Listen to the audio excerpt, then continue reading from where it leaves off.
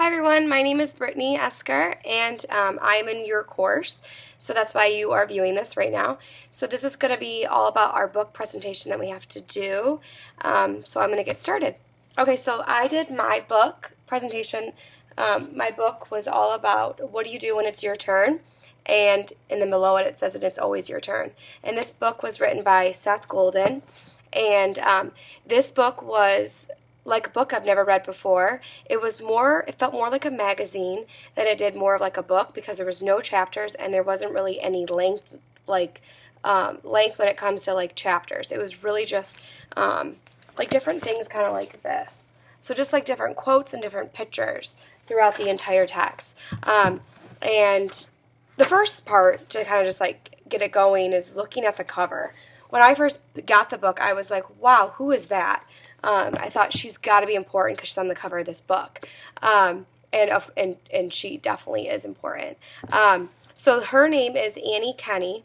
And Annie Kenney, she was a mill worker, and she lived in England and was a member of the downtrodden working class in early suffrage. And she wanted to be able to vote, but she was told no at a town hall meeting, and she did not like that answer. And so she definitely stirred up some ruckus, and she refused the answer no. She was actually thrown in jail. She was in jail for 3 days, and after that, she really changed the world. Other women were allowed to vote. So that's pretty inspiring. So she definitely deserves to be on this book, because this whole book represents like it is your time right now. You don't have to wait for anything. Like, this is your time. What I love the most about Annie is the fact that she had the courage to know that it was her turn. And I just think that's such a great reminder that we can make the change. So as I was reading this whole book, 3 different points that really came across in this book that kept making me go back and think, oh, that's a major point. Oh, that's a major point. Oh, that's a major point. And the first major point was there's not such a thing as the right time. And that, like, just thinking of that and saying that one more time, like, there's not such a thing as the right time, because it's always the right time. You don't have to wait for something to happen.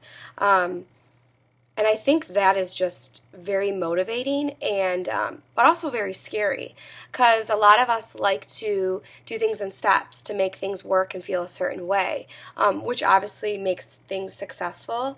But it's just really inspiring knowing that you don't always have to wait for something. It can be yours. It's just how you really apply it. But kind of the different points within that, it's always the right time to get started.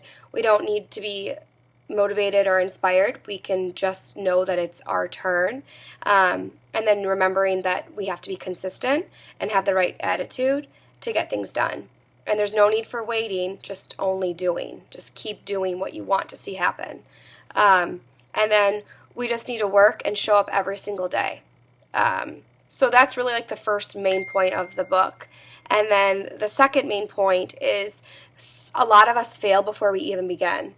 We get an anxiety and the failure, and thinking that we're not going to be able to do it. It's going to hold us back, and sometimes it really can hold us back, which I feel like we can all relate to that. So just keep pushing forward and keep trying and doing it again and again, and just remembering that it's always your time.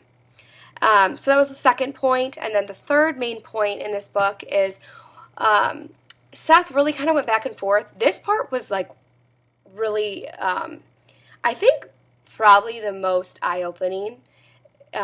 His whole book was great, but this last part was, he kept talking about what makes a good student and what makes a bad student. And I know as teachers hearing this, that might bother us, like the terminology, saying like a good student and a bad student, because we always like to think all students are good, it's just their choices, like, which of course, but like being frank here, like when we're looking at students and what makes up a good student, it's the type of students that teach me, I want to learn, who have a lot of effort. That separates intelligent students from students that are going to really make it. So and then just kind of thinking of like that type of student, and then he kind of went with what makes a bad student. And a bad student is someone who's like, well, is this going to be on the test? So if I read this, I'm going to get an A, right? Or if I do just this, then I'm going to get this, right?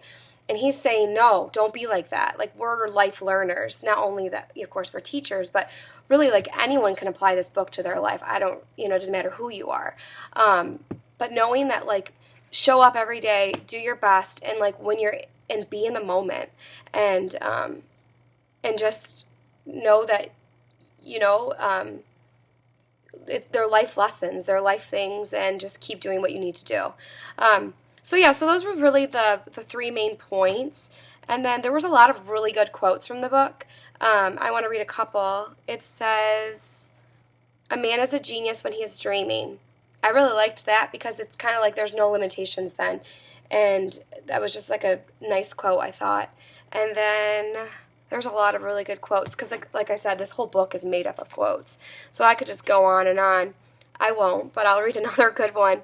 It says, "Freedom is our problem and freedom is our opportunity." What I got from this is that we need to make a choice and we need to own it. Knowing that we need to just do whatever we want to do in life. Like for all of us, like before we started doing our masters, it probably seemed like a huge thing. And at other moments it still does seem big because of all the balance it takes to keep up with it.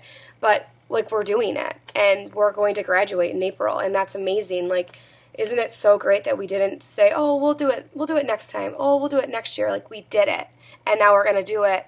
And then these courses that we've been taking for almost 2 years have made us such a stronger person and educator. So we did it. One more quote I want to leave you with is the escalator example on page 13. So that's like kind of a story, but it's like a really good point. Like, this man's on an escalator and it stops, and then a lot of people don't know what to do, and then another man just kept walking, or another man just stood there for hours. So it's just kind of the fact, like, how are you going to do if the escalator stops? Like, what are you going to do? It's your turn. Like, are you going to sit there, or are you going to walk up the steps? It's a metaphor, but it's like a very cool example that he, leads with. And then a couple more things is... So activities to connect with this book. So I think how I would kind of do this with my students is having students make a poster board with inspiring words or sentences or images that represents themselves and really motivates them. I think that would be a really cool thing, almost like a collage, and then they can kind of present it and make it their own. And of course, the materials that you would need for that are poster boards, markers, magazines, foam, letters, glue, and like glue sticks to assemble everything. I think that could be really great to do with, from kindergartners and beyond. Really showing them, like, this, I'm choosing this color because this color makes me feel a certain way, or I love this color, or I'm going to put a picture of flowers because I love flowers, or here's a picture of me, teaching. I love teaching. It's a part of my life, and all these different things, and just making them realize the things that they are really inspired by, they can have on this collage, and they can really think, okay, this can be a starting point of where I want to be.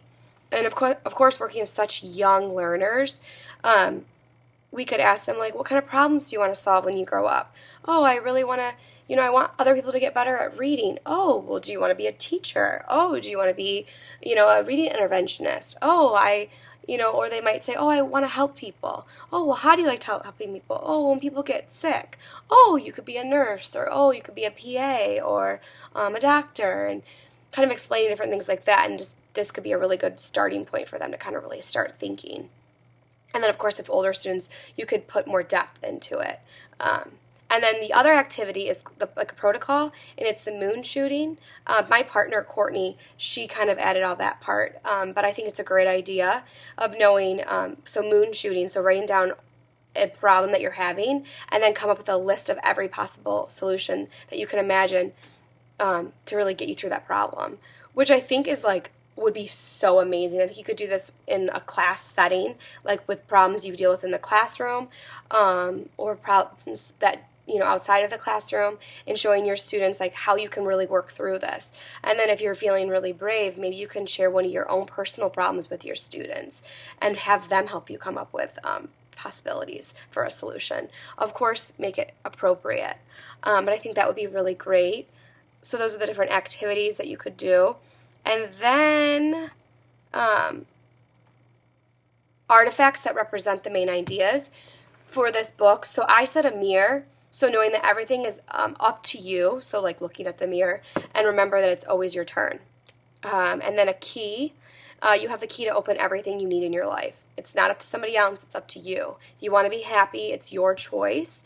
So I just thought that was, a really great point to this book too. And then the third artifact that I thought is a clock. The clock is always ticking, like your choices, and you can always pick your choices. And knowing that it's always, it's always your time clock. I thought that would go really well. Thank you for listening. I would recommend this book. It's an easy read and very motivating. And don't waste your time. Don't think about it. Just order it and read it. And then below, I'm going to send a PowerPoint with all this information I just shared with you. And it also has the link, so you can just click it and buy it.